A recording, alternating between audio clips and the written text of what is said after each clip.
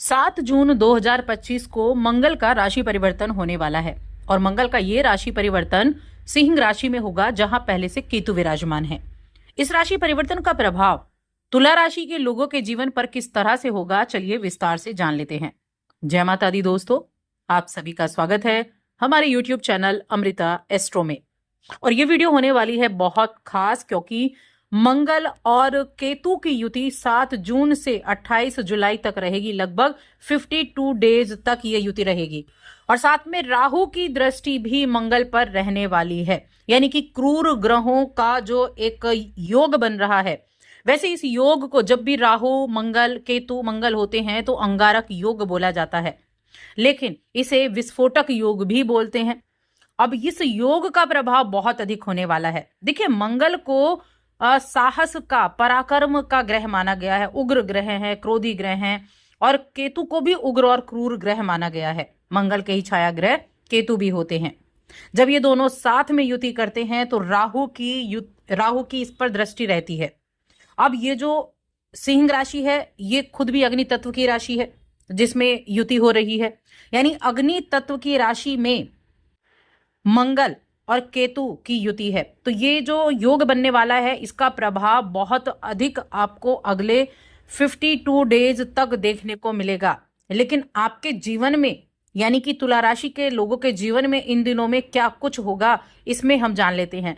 तो आगे बढ़ने से पहले एक छोटा सा ही निवेदन है, चैनल पर आप पहली बार आए हैं और अभी तक चैनल को सब्सक्राइब नहीं किया है तो चैनल को सब्सक्राइब जरूर कर लें।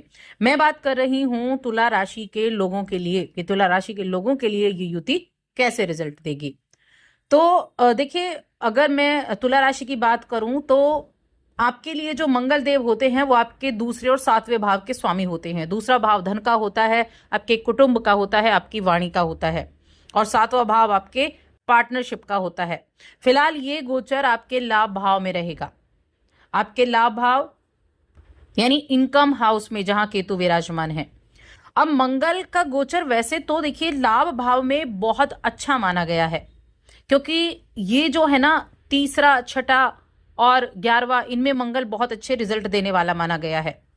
मंगल धन का स्वामी लाभ के भाव में गया है, तो आपके लिए धन लाभ के योग तो बनेंगे, ये तो स्वाभाविक सी बात हो गई। यानी कि आर्थिक मामलों में आपको अच्छा सपोर्ट मिलने वाला है।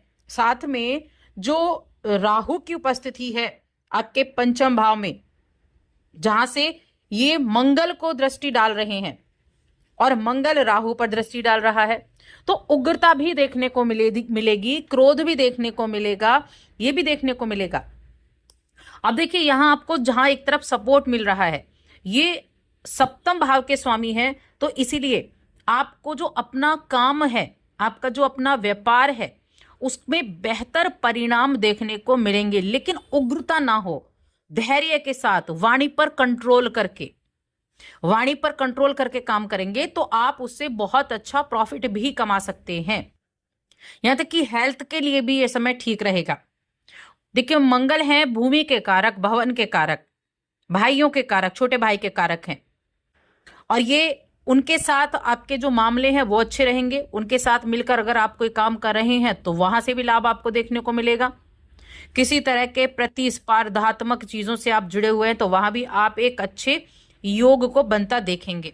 नए संपर्क आपके बन पाएंगे। थर्ड हाउस है, जो 11वां भाव है, वो आपके नए कनेक्टिविटी को भी बनाएगा, और इन नई कनेक्टिविटी से भी आपको तरक्की के अवसर मिलते हुए दिखाई देंगे। लेकिन रिश्तों में समझदारी करना, दिखाना बहुत जरूरी है। देखिए, द्वितीय भाव जिसके जो स्वामी है वो मंगल देव माने गए, मंगल स्वामी तो हैं, लेकिन केतु वृश्चिक राशि के ही स्वामी माने गए हैं, आपके दूसरे भाव में जो वृश्चिक राशि पड़ती है। अब ये कुटुंब का भाव है, तो कुटुंब के बीच में किस तरह से आपको पेश आना है, किस तरह से अपने बातों को बोलना है, इसमें आपको समझदारी दिखानी होगी। करियर की, वित्तीय स्थिति के मामले में ये समय अच्छा है। कुछ बदलाव लाने का काम ये करेगा मंगल। आर्थिक दृष्टि से एक बहुत फायदेमंद आपके लिए साबित होगा, और क्योंकि 7वें घर के स्वामी है तो कुछ नए बिजनेस के सौदे हो सकते हैं, कुछ नए प्रोजेक्ट से जुड़ने का मौका मिल सकता है, वहां से भी आपको धन लाभ होता हुआ दिखाई देगा। अब अगर हम रिश्तों की बात करें तो देखिए, सप्तम भाव वैवाहिक जीवन का भाव है, पंचम भाव जहां पर राहु बैठे हैं वो प्रेम का भाव है। आपका कोई भी मित्र इस समय आपकी तरफ अट्रैक्ट हो सकता है या आप अपने मित्र की तरफ अट्रैक्ट हो सकते हैं। तो ये जो एक मित्रता का रोल प्ले था, ये अब प्रेम संबंध में बदल सकता है, ऐसी स्थितियां बन रही हैं और ये आकर्षक रोमांच आपको लगेगा। लेकिन ध्यान ये रखना होगा कि आप जो चुनाव कर रहे हैं वो ठीक है या नहीं। किसी करीबी से इस चक्कर में आपकी बिगड़ ना जाए, इसका ध्यान रखना है। यानी यहां सबसे इंपॉर्टेंट चीज क्या जाती है, समझदारी और रिश्तों में एक स्पष्टता। क्योंकि समझदारी आप दिखाएंगे, अपने रिश्तों में एक स्पष्टता बनाकर रखेंगे, तभी तो आपके लिए अच्छा रहेगा। तो इसीलिए यहां इन चीजों का आपको अच्छे से ध्यान रखने की आवश्यकता है। अब देखिए, दूसरा भाव कुटुंब का और वाणी का भी है और मंगल इसके स्वामी भी है, केतु के साथ है। तो आप जिस भी कार्य में जा करते हैं, जो भी काम आप करते हैं या कहीं जाते हैं, वाणी को थोड़ा सा कंट्रोल में करें। क्योंकि देखिए, केतु भी विराजमान है। वैसे केतु को मोक्ष का कारक आ गया है, लेकिन युति बनी तो अंगारक योग बना। आपके जो बड़े हो गए, आपके चाचा हैं, आपके आपके ताऊ हैं, आपके बड़े भाई बहन हैं, उनके साथ थोड़ा रिश्तों पर ध्यान दें, क्योंकि ये आपके अंदर उग्रता बढ़ा सकता है।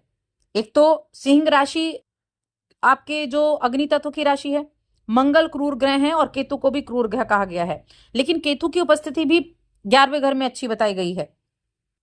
तो बस थोड़ा सा जल्दबाजी नहीं करनी है, थोड़ा पेशेंस के साथ काम करना है, धैर्य के साथ काम करना है, वाणी पर थोड़ा कंट्रोल करते हुए चलना है। इन चीजों का ध्यान रखते हुए आप काम करेंगे तो वहां से आपको अच्छा रिजल्ट भी देखने को मिलने वाला है। अब मैं स्टूडेंट्स की बात करूंगी। पंचम भाव शिक्षा का भाव है। मंगल देखिए, यहाँ आपके लिए कुछ एफर्ट तो करवाएंगे आपको, लेकिन साथ में दुविधा रहेगी, क्योंकि राहु विराजमान है, मंगल की युति रही।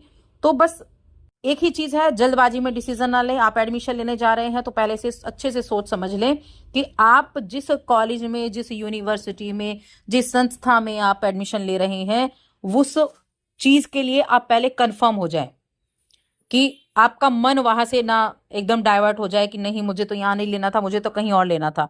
तो ये चीजें हो सकती हैं। तो जल्दबाजी में कोई भी फैसला, कोई भी कार्य आपको नहीं करना है, थोड़ा ध्यान रखना है। ये चीजें यहाँ होने वाली हैं। अब इसके अलावा देखिए, अगर देखा जाए तो द्वितीय भाव जो है वो खाने का, आपके मुख का भी भाव होता है। खाने पीने की चीजों पे थोड़ा सा ध्यान रखें। बाहर के खाने पीने को थोड़ा अवॉइड करेंगे तो ज़्यादा अच्छा रहेगा।